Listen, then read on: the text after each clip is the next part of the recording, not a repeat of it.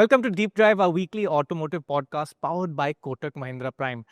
This week, we're here to talk about the top three and the top three manufacturers of motorcycles in the world. Let's start with a bit of trivia. Who is in the top three? Now, two of them are fairly well known, but the third may not be that well known out there. The first is Honda, because Honda is very close to number one in India, but they have a huge presence all over the world, South America, all over the place, and collectively they are a clear number one. Number two, homegrown, Hero. Number three, all this while, has been Yamaha, but there's a new player in town. I'm Rishaad Mody. This is Ketan Thakkar. Ketan, who is the world's third largest motorcycle maker as of today? Tables have turned, Rishaad. The TVS Motor Company has become the third largest two-wheeler manufacturer in the world. 5.6 million two-wheelers sold in the calendar year 2025. And Yamaha has likely to have ended the year. The official numbers are yet to be out, but the guidance and the forecast from the management to their investors at the beginning of October or November was that Yamaha will close the year at about 5 million or shade below 5 million. And TVS has been on a roll. We've spoken about the company in the past. All-round performance across categories, right from humble mopeds to scooters to electric two-wheelers to motorcycles to premium bikes. I think it has been a phenomenal run. And last 3 years, like we've said in the past, has been, a sustained outperformance from the brand, and they finally broken into the podium of the global two-wheeler market. And quite clearly, it's not like they passed them by 5,000-10,000 units. It's a clear lead now. Absolutely. In fact, at the end of September, the gap was about 100 to 150,000 units. And the last 3 months, it has been phenomenal. Every month, TVS Motor Company has posted their best ever sales. On the contrary, Yamaha has been operating at that flattish kind of a growth rate. And the guidance also was that the market is not going to grow all that much. So, two different tracks here. One brand, Indian brand, growing phenomenally well in India, in Africa, in the global south as we call it. And the other brand, which is actually reimagining itself, Yamaha reimagining itself at the top end of the market. The top management is clear that they want to reinforce the sporty premium imagery, not only in market like India, Africa, Latin America, but also in the evolved market. The call of the blue, as they call it, I guess. It's just not the slogan that they want to execute in India, but that is the case world over. So it appears that this is how it is likely to remain. This is the way it's going to be. This is the way it is going to remain. And to be fair, Yamaha does not sell mopeds. Yeah, TVS sells over 500,000 mopeds. So clearly that adds to the numbers. Yamaha has exited the mainstream mass market motorcycle space. TVS has multiple products there. Yamaha in the scooter space is predominantly in the premium end of the market. Yes, we do have Rezi there. But again, TVS has a pretty wide product portfolio catering to different price brackets. So I guess they cater to different ends of the market, but at least from a volume standpoint, it clearly shows that Indian brands are reaching a scale which is amongst the best in the world. Yes, of course, they are largely affordable, mass market, mainstream models, but not to say that they're not going to get into the other end of the market. So it has been a good achievement, I would say. Yeah. When you first told me this, we discussed it a few days back. My instant thought was that this is a loss thanks to India for Yamaha, and again thanks to India for TVS, as in how TVS has grown so well in India and Yamaha has just been doing what they do and incremental gains. And True. But then you explained to me that it's so much more than just the Indian market. Indeed, and it is. It's how TVS has had this amazing growth in Africa. Yes. How the HLX series of bikes over there is massive. In fact, you had a stat that blew my mind. Why don't you share it with people? Yes, absolutely. Rishaad, one of the very few brands within the TVS portfolio which has crossed 4 million units mark. And in fact, it is bigger than even Apache. That's amazing. Quietly, TVS has been growing in the African market, and not a lot of our viewers may be interested in numbers, but 1 in every 4 two-wheeler that TVS produces in the country is shipped around the world. Yeah. Their exports have hit a scale of about 1.2, 1.3 million vehicles. They are a strong number two in the African market. Of course, again, a matter of pride that they are strong number two behind another Indian brand, which is Bajaj. Bajaj. Global South is where we've seen, which is the Africas of the world, the Latin Americas of the world. Only region where TVS unfortunately could not break into a mainstream was Southeast Asian market. Right. They did try to get into the Indonesian market year after year. They had some step throughs. We used to see them at the Chennai racetrack out there or testing and things like that. Yes, absolutely. But the company eventually pivoted to three-wheelers and they tried to do multiple other things. But there, Bajaj has made strong inroads. So it's nice to see that when it comes to affordability, when it comes to accessibility, when it comes to mobility, when it comes to motorization, the Indian brands are becoming a preferred brand of choice. And what is amazing is that Chinese two-wheeler manufacturers have tried to break into these markets, but Indian brands are really strong brands there. They're reliable. In fact, a lot of these HLX models are used for last mile mobility, for ferrying people around. And what is amazing is that TVS did start with Star and Star City and other 100cc models it had in its portfolio, but it realized that what is made for India may not really work. So they actually developed HLX as a grounds up, rugged two-wheeler, which is able to withstand the abuse that one sees in the African market. And ever since they've launched that brand, it has been growing from strength to strength. So it's amazing to see that while they may not be funky, they may not be high performance, but they actually meet the needs of millions of African buyers in the African market. And the heartening part is that beyond HLX, now TVS actually wants to expand into various other categories. So it's not going to be an HLX story alone.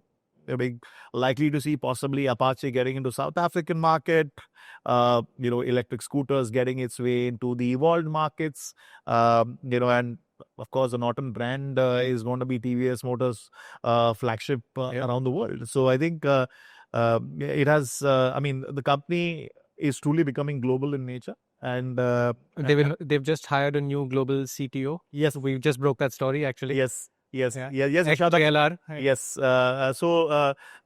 We're really curious to see his designation, but he's definitely it's not yet. Whether he's a global CTO, we'll know. But clearly, the top management that we see right now, Payman Kargar, the global markets head, he comes from Nissan Motor Company, and clearly, TVS Motor is looking beyond Africa, Latin America, to Europe, to North America. It is going to be interesting. In the past, we've spoken about how possibly TVS may look at an Apache 125 to take on KTM 125 in the evolved markets. Electric scooter, again meant for evolved markets. And in the past, we've broken stories on twin-cylinder TVS motorcycles and higher displacement TVS motorcycles coming in the future. So there's a whole host of action being lined up in the kitchen of TVS Motors R&D. And clearly, I think now the lens is that we are a global company and let's make products that appeals to a larger audience. Yet again, we've said that in the past as well, that the only brand to have resonated with buyers with different per capita.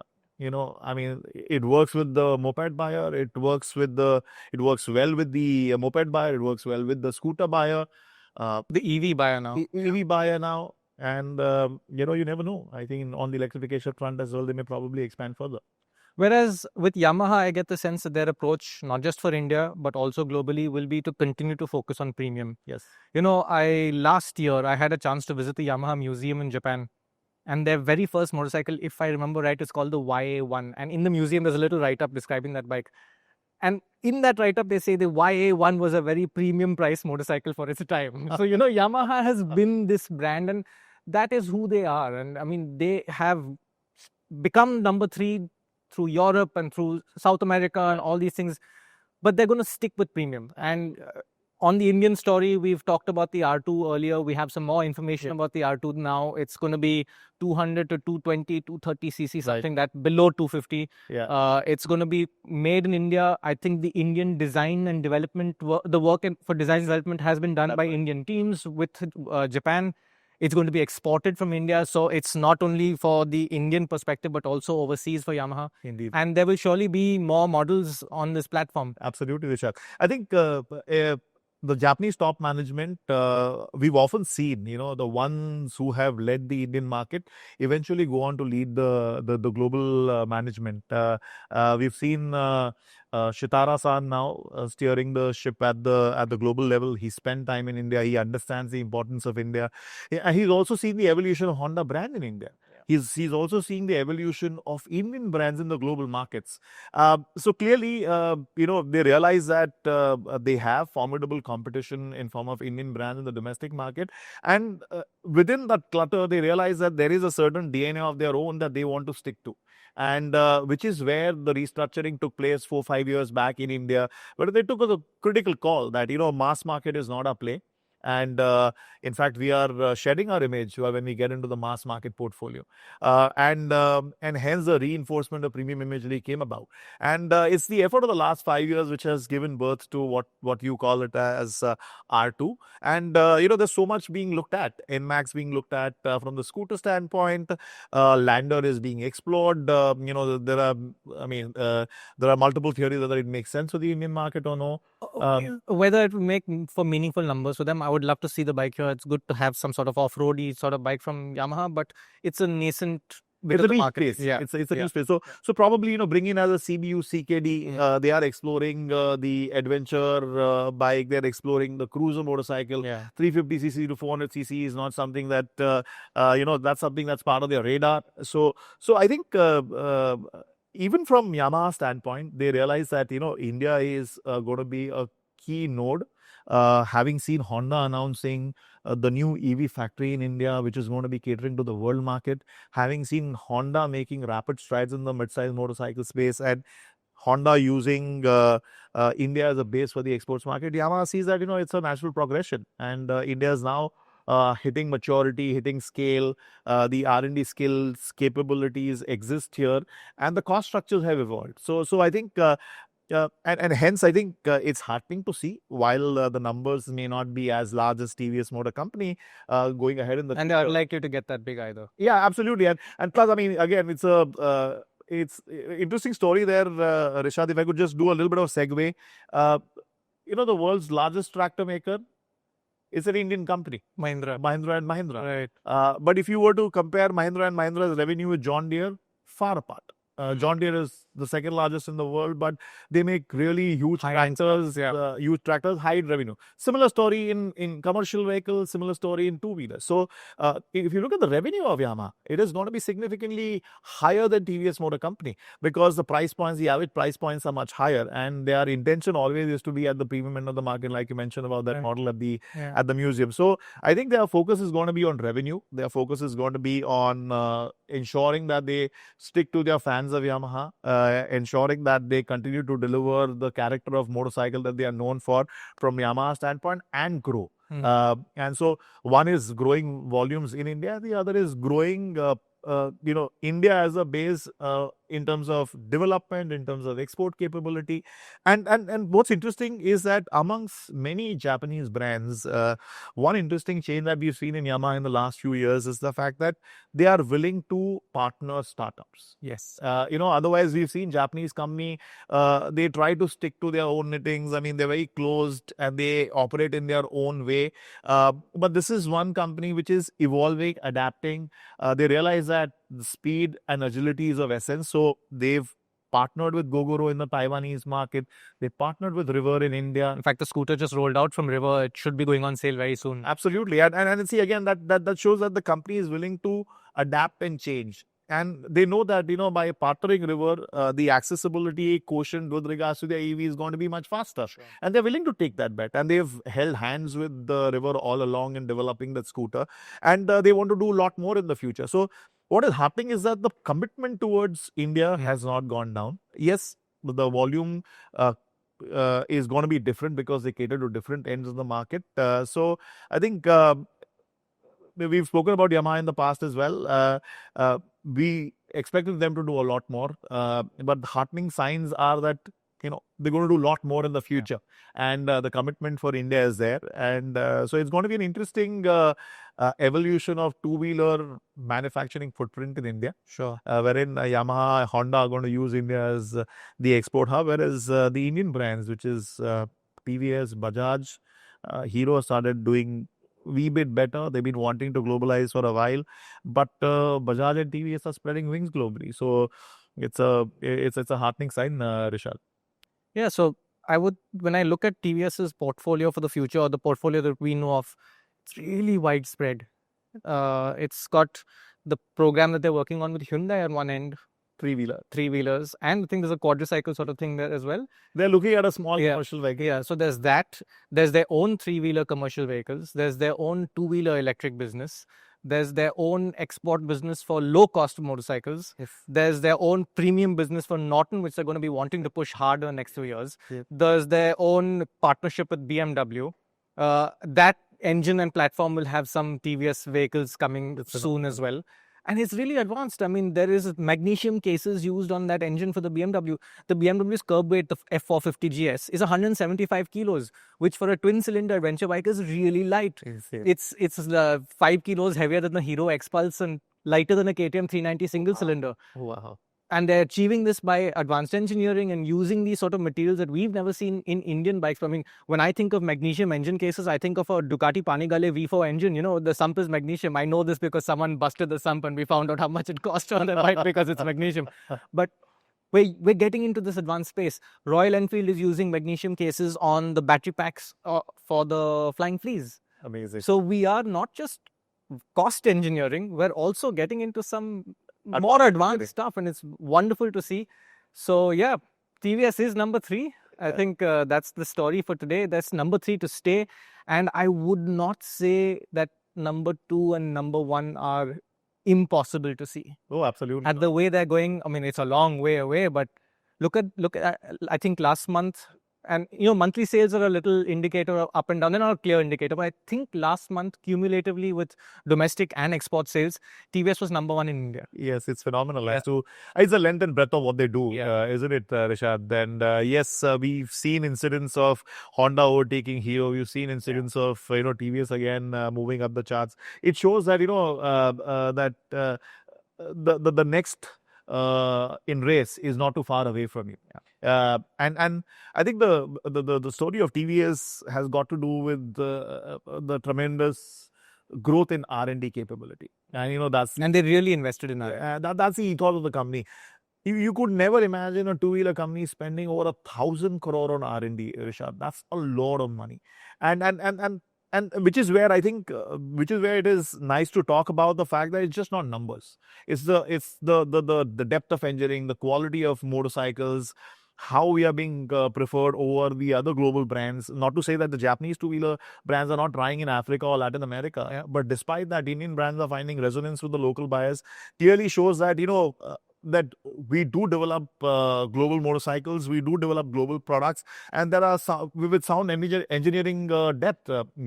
So I think it's the effort of the last 15-20 years and the effort of spending crores and crores of investment into R&D, and that is being seen in terms of the numbers, in terms of the models that we are seeing around the world, Rishaad. Yeah, so it's a fantastic time, not just for two-wheelers, for the Indian industry as a whole. We are really getting ourselves onto the world stage. Four-wheelers, two-wheelers, commercial vehicles. I think not often that we talk of commercial vehicle. We spoke of tractors, and Tata Motors commercial vehicle business acquired Iveco in 2025, almost on the last leg of finalization of legal requirements. If we just did a story on Autocar Professional, that potential is that Tata Motors may actually break into top 3 commercial vehicle market worldwide. Top 3 commercial vehicle maker in the world after Daimler and Volvo. So we have TVS in top 3. We have Tata Motors knocking at the top 3. We've got Hero all these years.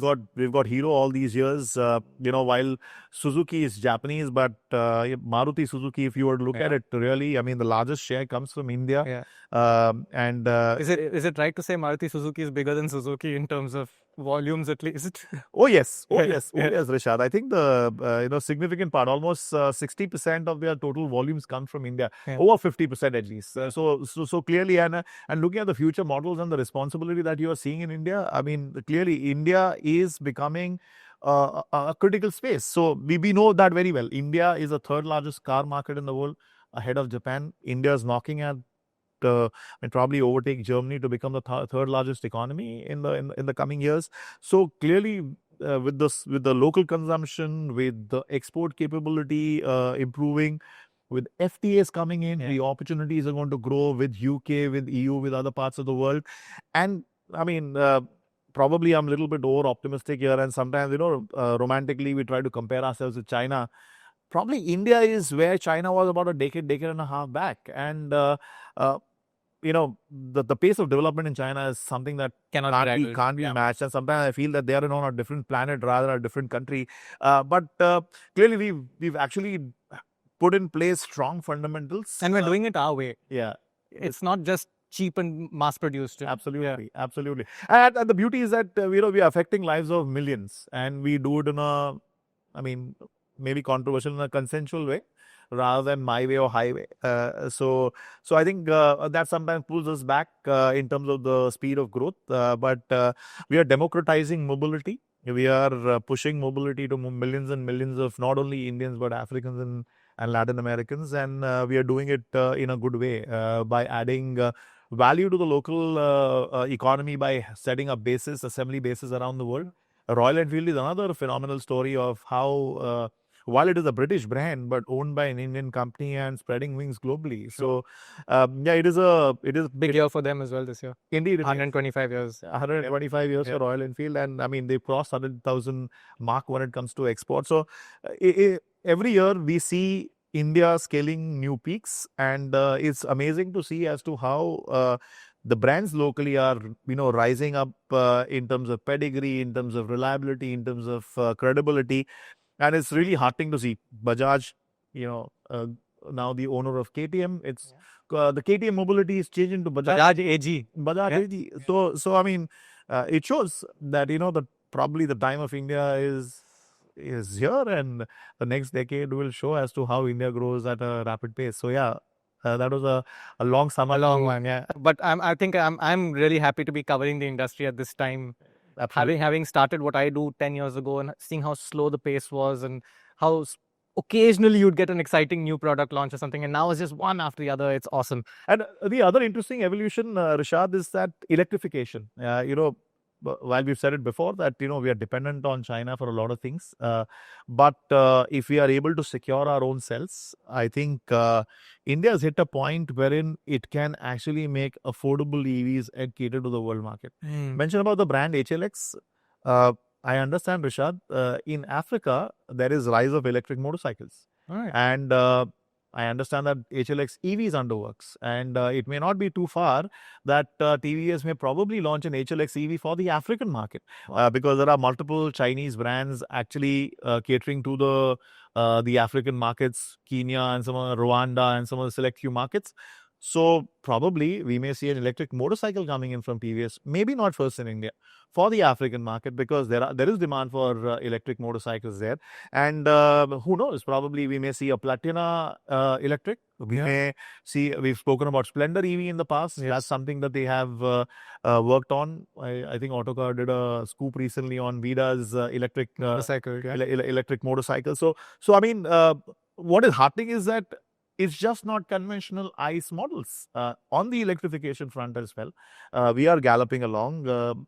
Startups, Ultraviolet dares to go to Europe, started opening up markets around the world. Ather Energy, Tarun has mentioned it before, but why not, Indian electric scooters? Why can't they be sold around the world? And so it's amazing to see as to how, while we've followed China when it comes to electrification, but the two-wheeler market is really ripe to take off on electrification journey.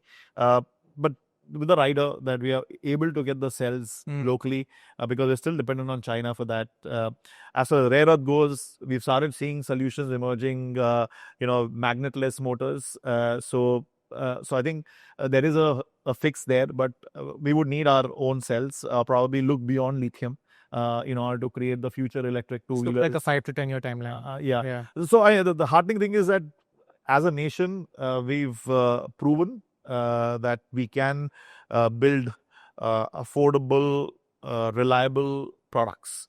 And now it's about taking it to the next level wherein we can actually compete with the global brands and even compete on performance, reliability, premiumness, some of which Royal Enfield is trying hard. And hopefully with Norton going around the world, yes, it's a British brand, but owned by an Indian company, and with KTM around the world, I think probably we are knocking at the global evolved two-wheeler market in the future. Fantastic. That's a great note to end on. As always, we will air next week on Saturday at 11 a.m. If you just want to listen to this, we're also on Spotify and Apple Music.